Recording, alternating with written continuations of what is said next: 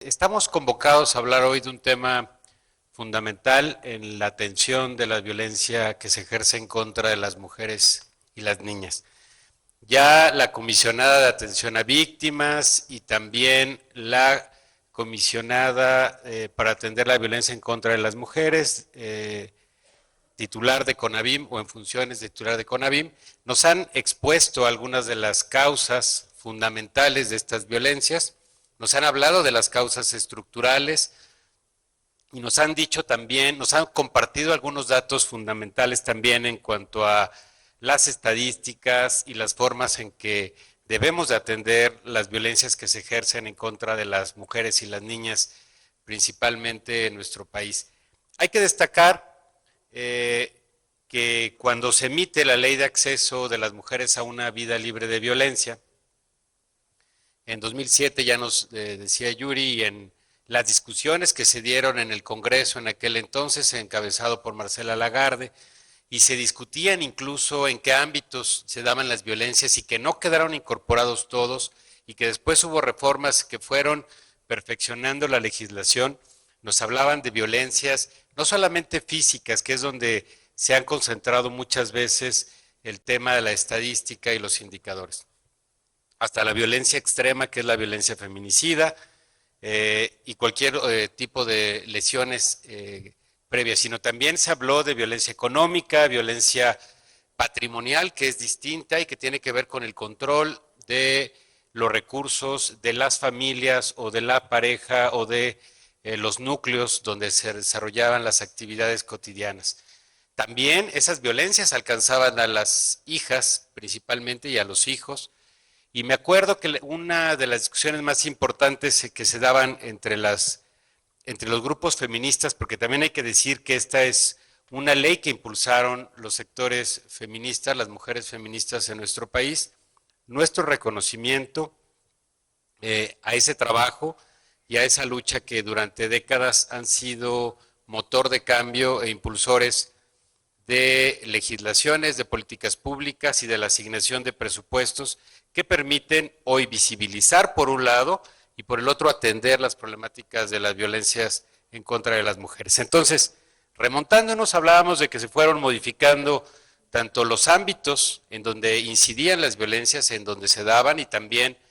se fueron complementando estos tipos de violencias en el espacio público y la violencia comunitaria al final también expresada como una manifestación de lo colectivo, de cómo como sociedad tenemos el reto de entender y de atender las violencias que se ejercen por la forma de vestir, por la forma de expresarnos. Y entonces todo esto se fue transformando. Y la sociedad que era en el año 2007 o antes del 2007 de la emisión de la ley, y que era una letra ahí en un papel, una legislación plasmada, hoy se ha ido transformando poco a poco, pero en mucho gracias a las mujeres y a la lucha cotidiana que dan todos los días para lograr la vigencia de esta legislación. Las declaratorias de alerta de violencia de género, pues son herramientas que da la ley en esos casos donde no hemos sido capaces las instituciones, los funcionarios o las funcionarias públicas, principalmente de las entidades federativas, de los gobiernos locales, de atender una problemática. Muchos de los delitos que se dan tienen que ver con la competencia local, sin que esto excluya a la federación de esta participación y de este trabajo coordinado que tenemos que dar. Entonces, pues nos exige una coordinación interinstitucional en todos los órdenes de gobierno y en todos los ámbitos de aplicación. Y exigió la participación del legislativo, del ejecutivo y hoy del judicial, porque lo hemos dicho muchas veces, podemos tener la mejor ley construida con las mujeres, con las feministas, con las no feministas, pero que coinciden en los derechos, y con los hombres aliados también del movimiento feminista, u hombres conscientes de la realidad que tiene que transformarse. Y al final, si no tenemos sentencias coherentes, si no entendemos que los jueces tienen que entender órdenes de protección o medidas en el orden civil, económico, patrimonial para las mujeres, para sus hijos, Si no entendemos que tiene que haber sentencias para los feminicidas o para quienes agreden a las mujeres, pues entonces vamos a estar frente a la impunidad. Y el gobierno de la Cuarta Transformación, que encabeza el presidente de México, pues ha puesto puntualmente la atención en la impunidad, que no haya impunidad en ningún ámbito de la vida pública, ni administrativa, ni judicial, y que se puedan atender de manera integral estas formas de violencia. Hoy tenemos como nunca una representación política de las mujeres. Hoy tenemos 9 estados son gobernados por mujeres y 4 más para el 2025, es decir, vamos a tener 13 mujeres ya al frente de gobiernos estatales, que nos manda un mensaje fuerte, sólido, y que esperamos que esa representación política de las mujeres también se traduzca en transformar las condiciones de vida de las mujeres como aspira el gobierno de la Cuarta Transformación y como lo ha dicho el presidente de México en cada momento. No hay no se puede combatir la violencia con la violencia, sino con medidas de prevención, con la atención de las causas y con la transformación de la vida. Por eso se aspira a transformar la vida de todos y de todas.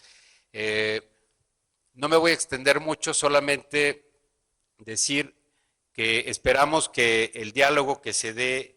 en este espacio con las áreas responsables de la recepción de los recursos públicos que la Federación otorga a las entidades federativas, pues puedan compartirnos sus experiencias, puedan decirnos cómo se ha avanzado en la implementación de las medidas. Entre el 2021 y el 2024 se han destinado más de 540 millones de pesos a estas acciones de subsidios a por lo menos 22 entidades federativas que inciden en 643 municipios.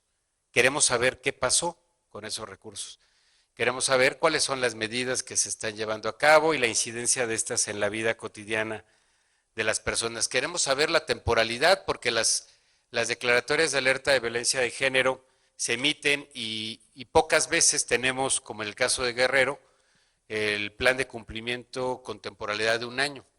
La mayor parte de las medidas son atemporales o no se establecen plazos, y eso le da holgura al funcionario que tiene que resolver. Queremos saber y queremos avanzar en eso. Queremos que haya plazos cortos para que podamos tener resultados palpables. El porcentaje de cumplimiento de las medidas pues